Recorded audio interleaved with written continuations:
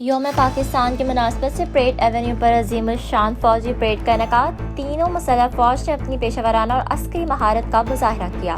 Year chief marshal Zaheer Ahmed Babar صدر نے مہمان خصوصی صدر ڈاکٹر عارف علوی کو ایئر سلامی پیش کی۔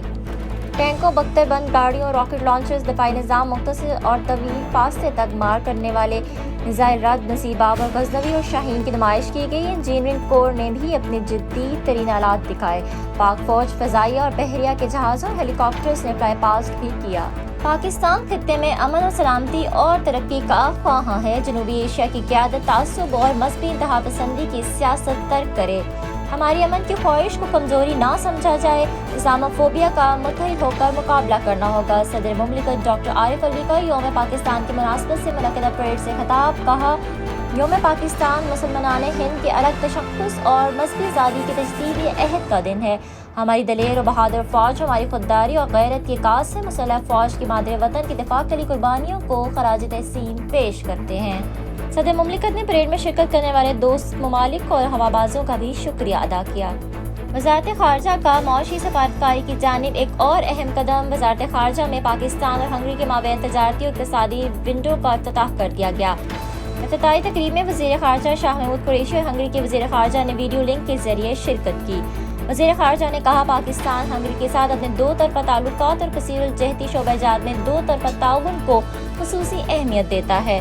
ونڈو کے کھلنے سے دونوں ممالک کے مابین تجارتی اور اقتصادی تعاون کے فروغ میں اضافہ ہوگا۔ ہنگری کے وزیر خارجہ نے کہا، ہنگری کی بڑی فوڈ، ٹیکنالوجی، میڈیکل اور IT کے شعبے سے وابستہ کمپنیاں پاکستان میں سرمایہ کاری کا ارادہ رکھتی ہیں۔ ورلڈ ہیلتھ آرگنائزیشن کی جانب سے پنجاب حکومت کے لیے 8 ایمبولینس گاڑیاں اور 15 موٹر سائیکلوں کا عطیہ۔ وزیر اعلیٰ عثمان بزدار کو WHO کے کنٹری ہیڈ نے ایمبولینس گاڑیوں کی چابیاں پیش کی۔ وزیر اعلیٰ نے کہا، ایمبولینس گاڑیوں کورونا سے مریضوں کو منتقل کرنے اور معمر شہریوں کو کورونا ویکسین لگانے کے لیے استعمال کی جا سکیں گی۔ موٹر سائیکل کے ذریعے کورونا ٹیسٹ کے سیمپل لیبارٹری پہنچائے جا سکیں گے۔ وزیر اعلیٰ نے گاڑیاں عطیہ کرنے پر ورلڈ ہیلتھ آرگنائزیشن کے تعاون کا شکریہ ادا کیا۔ ملک بھر میں کورونا کی تیسری لہر کے باعث فعال کیسز بڑھ گئے، تعداد 37,985 ہو گئی۔ گزشتہ 24 گھنٹوں کے دوران کورونا کے 3,940 کیسز رپورٹ، جبکہ 63 افراد جاں بحق ہوئے۔ ملک بھر میں 5,88,975 مریض صحت یاب ہو گئے۔ دنیا بھر میں کورونا سے 12,48,00,000 سے زائد افراد متاثر ہوئے اور موت کی تعداد 27,46,000 سے تجاوز کر گئی۔ چنیوٹ شہر اور تحصیل عالیہ میں کورونا وائرس کے بعد جاری۔ گزشتہ 24 گھنٹوں میں 24 افراد کورونا وائرس کا شکار ہوئے۔ کورونا کیسز کے باعث تحصیل عالیہ کے گورنمنٹ ہائی اسکول اور موزوں کوٹ قاضی اسکول کو سیل کر دیا گیا۔ ضلع کے تمام اسکولوں میں ماسک اور سینیٹائزر لازمی قرار۔ چنیوٹ میں اب تک کورونا سے متاثر مریضوں کی تعداد 9 سے 31 تک پہنچ گئی۔ 24 افراد کورونا وائرس کے باعث زندگی کی بازی ہار چکے۔ کمشنر ملتان کا کورونا ٹیسٹ مثبت آنے کے بعد اپنے افسران و عملے کی حفاظتی کے لیے فوری اقدامات کرنے کی ہدایت۔ کمشنر آفس کے افسران اور اسٹاف کا کورونا ٹیسٹ کرایا گیا۔ کمشنر جاوید اختر محمود نے کہا، اپنے ماتحت افسران و اہلکاروں کی صحت عزیز ہے۔ سرکاری ملازمین اور عوام سے اپیل ہے کہ کورونا سے بچاؤ کے لیے سخت اقدامات پر عمل پیرا ہوں۔ ایڈیشنل انسپکٹر جنرل جنوبی پنجاب پولیس سے نئے تعینات CPO ملتان کی ملاقات۔ کیپٹن ریٹائر ظفر اقبال اوان نے منیر مسعود کی تعیناتی پر نیک خواہشات کا اظہار کیا۔ ظفر اقبال اوان نے کہا کہ جرائم کو کنٹرول اور عوام کو انصاف کی فراہمی کے لیے تمام تر وسائل بروئے کار لائے جائیں گے۔ نئے پولیس کمانڈر سے بہترین نتائج کی توقع ہے، ہر ممکن معاونت فراہم کریں گے۔ ملاقات میں امن و امان کی صورتحال اور پولیس اقدامات پر تفصیلی تبادلہ خیال کیا گیا۔ ساہیوال میڈیکل کالج نے ایک اور سنگ میل عبور کر لیا۔ پیتھولوجی ڈپارٹمنٹ میں PCR لیبارٹری کا افتتاح کر دیا گیا۔ افتتاح معروف فزیشین ڈاکٹر خاوس سعید نے کیا۔ لیبارٹری کے افتتاح سے شہریوں کو ٹیسٹوں کی سہولت دہلیز پر میسر آئے گی۔ ڈاکٹر خاوس سعید نے کہا، مرض کی تشخیص مریض کے ہونے والے ٹیسٹوں کی ہی بدولت ممکن ہے، جس کے لیے تجربہ کار عملہ اور جدید مشین انتہائی اہم کردار ادا کرتی ہے۔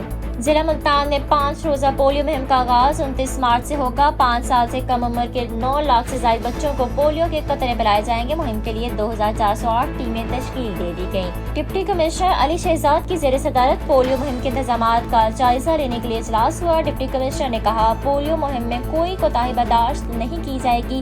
کوتاہی برتنے والوں کے خلاف ڈسپلنری کارروائی عمل میں لائی جائے گی۔ موٹر وے پولیس سکھر سیکٹر کی جانب سے گورنمنٹ بوائز ڈگری کالج میں روڈ سیفٹی ڈے منایا گیا۔ روڈ سیفٹی واک کا بھی انعقاد کیا گیا۔ واک میں طلباء اور اساتذہ نے کثیر تعداد میں شرکت کی۔ واک کا مقصد طلباء اور اساتذہ کو ملک میں ممکنہ بڑھتے ہوئے روڈ حادثات پر قابو پانا اور ٹریفک قوانین کے بارے میں آگاہی فراہم کرنا تھا۔ ضلع بہاڑی سمیت پنجاب کے مختلف اضلاع میں حالیہ طوفانی بارشوں اور ژالہ باری سے ہزاروں ایکڑ تیار فصل کو شدید نقصان پہنچا۔ ڈپٹی ڈائریکٹر زراعت رانا محمد عارف نے کہا، موسمیاتی تبدیلی کی وجہ سے بے وقت ہونے والی بارشیں نقصان کا باعث بن رہی ہیں۔ محکمہ زراعت کا فیلڈ عملہ متاثرہ علاقوں میں کسانوں کے نقصان کے ازالے کے لیے تخمینہ لگا کر حکومت کو اس کی رپورٹ ارسال کرے گا۔ حکومتی پالیسی کے مطابق کسانوں کو امداد یا ریلیف فراہم کیا جائے گا۔